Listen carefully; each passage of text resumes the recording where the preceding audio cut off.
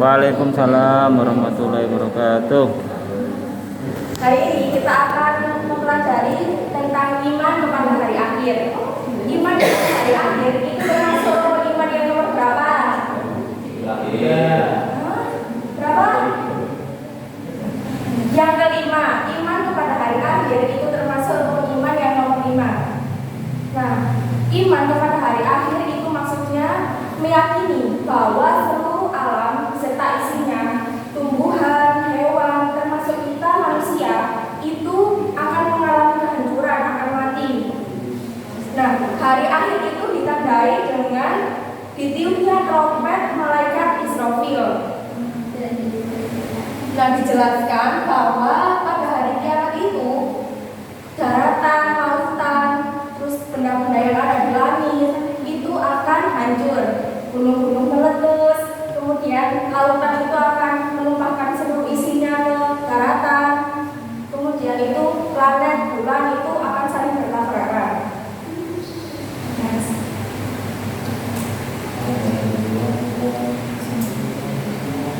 Nah, kemudian ada beberapa dalil yang menjelaskan tentang iman kepada hari akhir. Salah satunya terdapat dalam surat Al-Hajj ayat 7. Bismillahirrahmanirrahim. Wa as-sa'ata atiyatu la raiba fiha wa anna Allaha yab'atsu man fil qubur. Artinya, dan sesungguhnya hari kiamat itu pastilah datang, tak ada keraguan padanya, dan bahwasanya Allah membangkitkan semua orang di dalam kubur. Quran surat Al-Hajj ayat 7. Nah, di sini sudah dijelaskan bahwa hari kiamat itu pasti terjadi. Kemudian terdapat juga dalam surat Al-Qari'ah ayat 1-5. Bismillahirrahmanirrahim. Al-Qari'ah, Al-Qari'ah, wa ma adraka mal Qari'ah. Yauma yaqulun nasu qad fa'asir maghdub wa taqulul jibalu kal-ihbil manfush. Artinya, hari kiamat. Apa hari kiamat itu? Dan tahukah kamu apakah hari kiamat itu?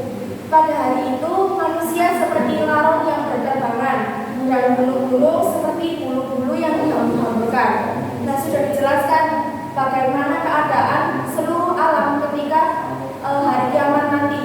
Seperti manusia seperti laron berterbangan. Jadi manusia itu nggak akan fokus sama keluarganya, dia pasti bakal ribut sama dirinya sendiri. Misalnya orang tuanya entah itu tadi didorong orang, entah apa, itu dia nggak bakal ribut dengan orang lain, dia pasti akan menyelamatkan dirinya sendiri. Kemudian macam-macam hari kiamat yang ada dua. Yang pertama yaitu kiamat sughra atau kiamat kecil. Maksudnya yaitu peristiwa rusaknya sebagian alam. Contohnya seperti longsor, banjir, kemudian gunung meletus.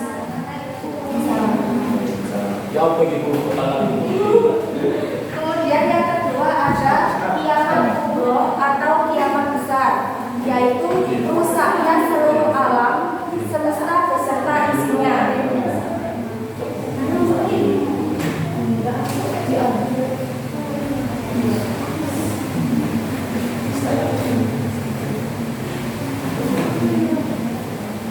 Kemudian nama-nama lain hari kiamat. Yang pertama yaitu Yaumul Akhir. Yaumul Akhir ini maksudnya itu hari yang paling akhir dalam kehidupan manusia. Kemudian yang kedua ada Yaumul Kiamat.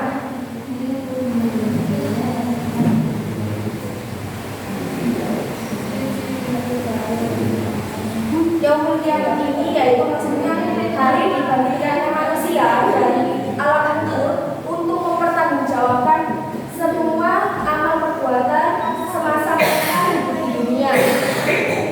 Kemudian yang ketiga ada Yaumul Jaza. Yaumul Jaza atau hari pembalasan. Maksudnya yaitu hari pembalasan amal perbuatan manusia, baik perbuatan amal baik maupun amal yang jelek. Kemudian yang ketiga ada Yaumul Hisab. Yaumul Hisab itu perhitungan seluruh amal manusia ketika mereka hidup di dunia.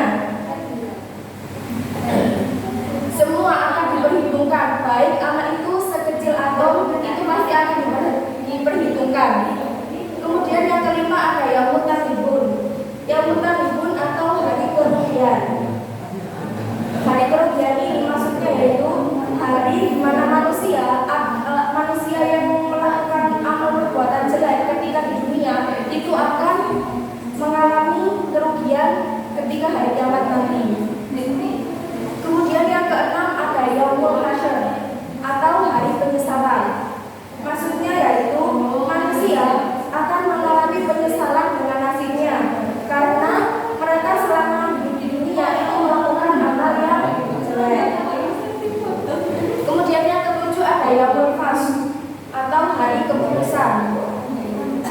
Maksudnya yaitu hari keputusan terakhir bagi manusia tentang nasibnya. Yang kedelapan ada yaumul waid atau hari ancaman. Maksudnya ketika hari kiamat nanti manusia itu akan diancam dengan siksaan mereka, terutama bagi manusia yang selama hidupnya selalu melakukan perbuatan jelek. Kemudian yang terakhir ada yaumuddin atau hari pertanggungjawaban, di mana manusia itu harus mempertanggungjawabkan agama yang diambilnya selama mereka hidup di dunia. Oke.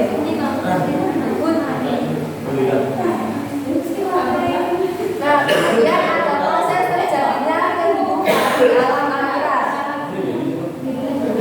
Kehidupan di alam akhirat itu yang pertama kita akan ke alam barzah. Maksudnya itu batas antara alam dunia dan alam akhirat. Dan ini merupakan alam penantian manusia di alam kubur sampai hari kiamat nanti. Setelah alam barzah, kemudian yaumul ba'ats. Yaumul ba'ats ini hari dibangkitkannya manusia dari alam kubur setelah malaikat Israfil meniup sangkakala yang kedua. Setelah itu ada yaumul mahsyar, hari dikumpulkannya manusia di suatu tempat yang sangat luas, yaitu padang mahsyar. Nah, di padang mahsyar ini manusia akan menunggu pengadilan dari Allah. Kemudian setelah yaumul mahsyar yaitu yaumul hisab atau hari penilaian amal perbuatan manusia yang pernah dilakukan selama di dunia. Yang kelima ada yaumul mizan. Jadi setelah dihitung seluruh amal perbuatan manusia ketika di dunia, amal itu akan dipertimbangkan. Jadi lebih banyak amal yang baik atau lebih banyak amal yang buruk. Nah, setelah yaumul mizan, mereka akan ditunjukkan. Jadi bagi yang dalam ketika mereka hidup di dunia banyak melakukan amal perbuatan yang baik, maka mereka akan dimasukkan ke surga. Nah, sedangkan bagi manusia yang selama hidupnya melakukan perbuatan buruk, maka mereka akan dimasukkan ke dalam neraka Allah.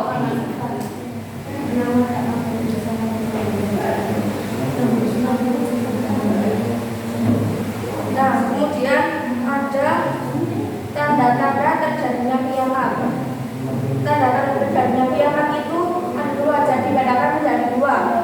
Tanda-tanda kiamat kecil dan juga tanda-tanda kiamat besar. Dari tanda-tanda kiamat kecil yaitu seperti perzinahan semakin merajalela, kemudian minuman keras di mana-mana. Kemudian yang ketiga, masa atau waktu yang semakin singkat. Kemudian yang keempat, jumlah wanita lebih banyak dari jumlah laki-laki. Nah, menurut teman-teman ya, apakah tanda-tanda kiamat kecil ini sudah ada semuanya di sekitar kita itu? Sudah ya. Berarti tinggal menunggu saja. Menakutkan belum nikah, Bu. Kemudian setelah tanda-tanda kiamat kecil itu pasti akan datang tanda-tanda kiamat besar. Pertama akan ada turunnya Al-Mahdi. Kemudian setelahnya Al-Mahdi munculnya Dajjal, yaitu sifat yang akan menyesatkan orang dan juga membawa besar. Kemudian yang ketiga ada turunnya Nabi Isa alaihissalam untuk memerangi Dajjal. Kemudian yang keempat keluarnya Ya'juj dan Ma'juj.